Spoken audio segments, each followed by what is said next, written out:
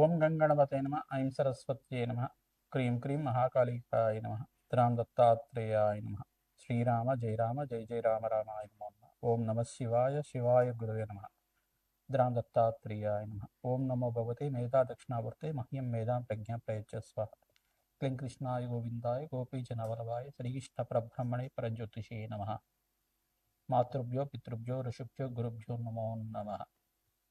YouTube ప్రేక్షకులందరికీ కూడా నమస్కారం అండి. నేను పాలపర్తి గురునాథ శర్మ జ్యోతిష్యం వాస్తు సిద్ధాంతిని. మీకంతా కూడా ప్రధానంగా ఇప్పుడు చెప్పబోయే టాపిక్ ఏంటిదంటే పూర్వజన్మం మరి కర్మ సిద్ధాంతం అంతా కూడా. పూర్వజన్మం అంటే ఏంటిది, పూర్వజన్మ నుంచి వచ్చిన కర్మ సిద్ధాంతం అంతా కూడా ఏ రకంగా జ్యోతిష్యంలో అంతా కూడా వివిధ మేషాది ద్వాదశ రాశుల వాళ్ళకి కర్మం అంటే ఏంటి, కర్మ సిద్ధాంతం అంటే ఏంటి, పూర్వజన్మలో చేసుకున్న కర్మ సిద్ధాంతం అంటే ఏంటి సంపూర్ణంగా విశ్లేషణ చేయడం జరుగుతుంది. మీకు లగ్నం తెలిసి ఉంటే లగ్నాన్ని చూసుకోండి. జన్మ లగ్న వశాత్తు ఈ యొక్క గ్రహస్థితి ఉంటే కనుక ఈ యొక్క కర్మల ప్రభావం వల్ల దైవ ఆగామి సూచిత సంచిత ప్రారంధ కర్మలు అని చెప్పేసి అంటారు అనమాట. అంటే పూర్వజన్మలో చేసుకున్న కర్మశేషం కానీ ఈ జన్మలో అనుభవించాల్సిన కర్మం కానీ మనం చేసుకున్న కర్మలైనా కానీ అంటే పూర్వజన్మలో చేసుకున్న కర్మలైనా కానీ ప్రధానంగా ఎటువంటి కర్మలకంతా కూడా కర్మ సిద్ధాంతం ప్రకారంగా ప్రతి ఒక్క మానవుడంతా కూడా ఆ కర్మనంతా కూడా సంపూర్ణంగా అనుభవించి తీరాల్సిందే.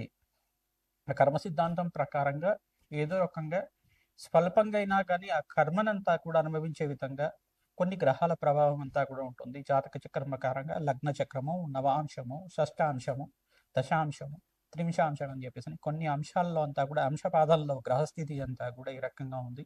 విశ్లేషణ చేసుకొని అంతా కూడా అందరికీ పరిష్కారం చేసుకోవడం జరుగుతుంది. జన్మ జాతకమే ప్రధానమైన జాతకంగా ఉంటుంది. లగ్నం తెలిసి ఉంటే కనుక లగ్నాన్ని చూసుకోండి, లేదు రాశి తెలిసి ఉంటే కనుక రాశిని చూసుకోండి. కర్మ సిద్ధాంతం అంతా కూడా పూర్వ కర్మ సిద్ధాంతం ప్రధానంగా చూసుకుంటే నవమస్థానాన్ని కేంద్రంగా చెప్తుంది. మరి ఆ నవమస్థానాన్ని అనుభవించే విధంగా చేసేది దశమ స్థానం అంటుంది. ప్రధానంగా ఈ యొక్క మరి లగ్నము శరీర కారకత్వాల గురించి చెప్తుంది. శరీరంలో మీరు ఎటువంటి ఆరోగ్యంగా ఉంటారు, ఎటువంటి అనారోగ్యాలతో ఇబ్బంది పడుతూ ఉంటారని చెప్పడం జరుగుతుంది.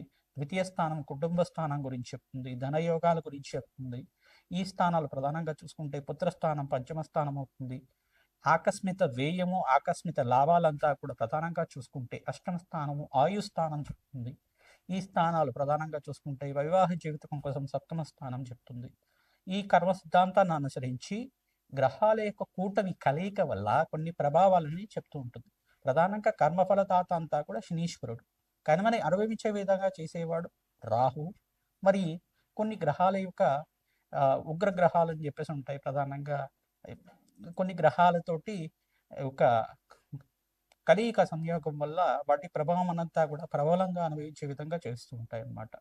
సూర్య రాహుల్ కలయిక కానీ సూర్య కేతు కలయిక కానీ ఇది గ్రహణ యోగం కింద మారుతూ ఉంటుంది. చంద్ర రాహుల్ కలయిక అనేది దుష్కర్మ కింద, గురు చండాల యోగం అనేది ఒక యోగం ఉంటుంది అన్నమాట. బృహస్పతి రాహు కలయిక అనేది కొన్ని స్థానాల్లో అది అవయోగం కింద మారుతూ ఉంటుంది. లగ్నవశాత్ అంతా కూడా విశ్లేషణ చేసుకోవడం జరుగుతుంది. మీ పూర్వ జన్మలు చేసుకున్న పుణ్య ఫలితాన్ని ఈ జన్మలో అనుభవించే విధంగా, మరి ఇప్పుడు చేసుకున్న ఫలితాలంతా కూడా మరో జన్మలో అనుభవించే విధంగా దానికి కర్మ సిద్ధాంతం అంతా కూడా క్యారీ ఫార్వర్డ్ అవుతూ ఉంటుంది అన్నమాట. ప్రతి నిమిషం కూడా మీరు చేసుకున్న కర్మలు ఇక్కడ పుణ్య కర్మల్ని సంపూర్ణంగా అనుభవిస్తూనే మరి ఇంకా ఏమైనా బ్యాలెన్స్ ఉందా, కర్మం అంతా కూడా బ్యాలెన్స్ ఉందా, ఎప్పుడైనా కానీ కర్మ సిద్ధాంతం ప్రకారంగా పుణ్యము పాపము రెండు బ్యాలెన్స్గా ఉండాలి. మరి ఏది హెచ్చు తగులుగా ఉన్నా కానీ దాన్ని అనుభవించడానికి మరో జన్మ అనేది ఉంటుందన్నమాట. మోక్ష మార్గం కోసం పుణ్యకర్మలు ఆచరిస్తూ ఉండడం, దైవ కృప వల్ల మోక్ష స్థితి పొందడం అనేది కర్మ సిద్ధాంతం ప్రకారంగా సంపూర్ణంగా విశ్లేషణ చేయడం జరుగుతుంది. దైవ ఆగామి సుచిత సంచిత ప్రారంభ కర్మలు అని చెప్పేసి అంటారు.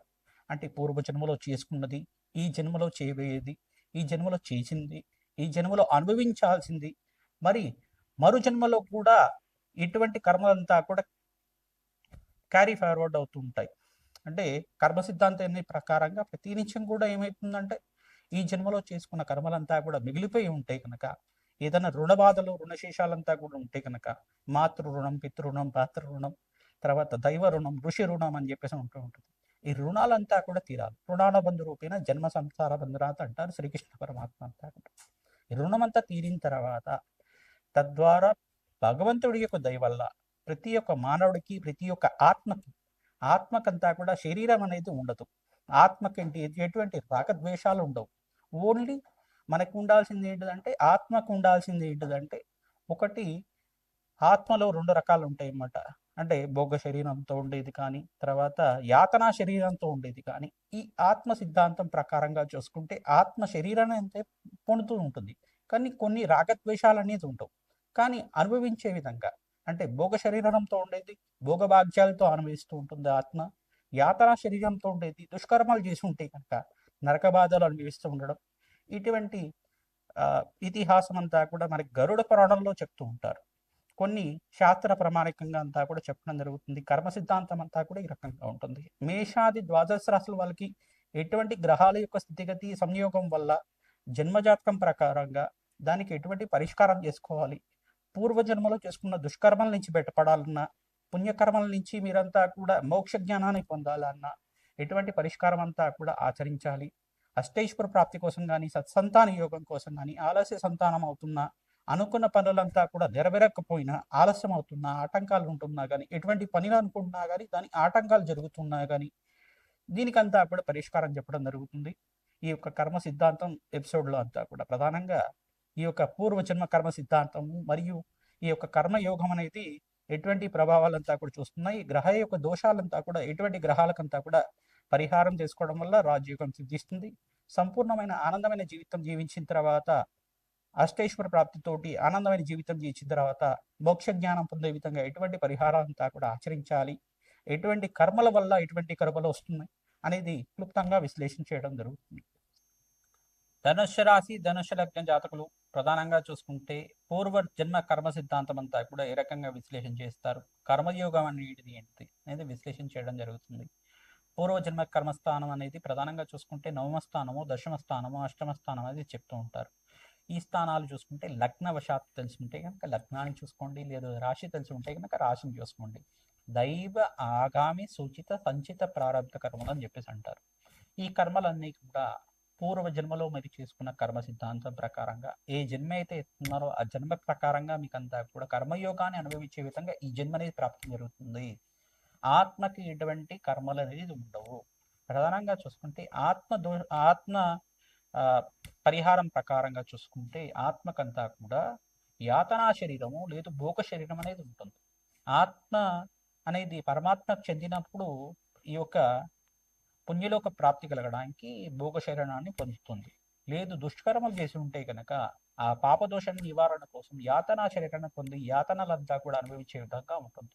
తద్వారా ఎవరైతే గనక పుణ్యకర్మలు తరచూ ఆచరిస్తుంటారో, అన్నదానం చేయడం కానీ, గోమాత సేవ చేయడం కానీ, ప్రతినిత్యం కూడా భగవంతుడి సేవ చేయడం కానీ, దేవాలయంలో మీరు ఈ యొక్క ప్రతిష్ట కార్యక్రమాలు ఆచరించడం కానీ రాజయోగానికి కారణమవుతుంది. వంశాభివృద్ధి కలుగుతుంది. జన్మ జన్మాంతరమైన సకల గ్రహదోష నివారణ కలుగుతుంది. కర్మఫలదాత శనీశ్వరుడు కారణమవుతాడు. నవమాధిపతి రకంగా ఉన్నారు. తర్వాత ఈ యొక్క బృహస్పతి, శుక్రుడు, బుధ భగవానుడు, అంగారకుడు కారణమవుతూ ఉంటాడు. ప్రధానంగా జన్మలగ్నవశాత్తు ఈ యొక్క పంచమ స్థానము, నవమ స్థానము, దశమ స్థానము, ఏకాదశ స్థానాలన్నీ కూడా, సప్తమ స్థానాలన్నీ కూడా కర్మయోగాన్ని అనుభవించే విధంగా చేసే స్థానాలు అంటారు. ఈ కర్మలంతా కూడా పూర్వజన్మలు చేసుకున్న కర్మలని ఈ జన్మలో అనుభవించే విధంగా ఉంటుంది. ఈ జన్మలు చేసుకున్న పుణ్యకర్మలు బట్టి మరో జన్మ అనేది రాసిపెట్టి ఉంటుంది. భగవంతుడు ఆరాధన వల్ల మీకు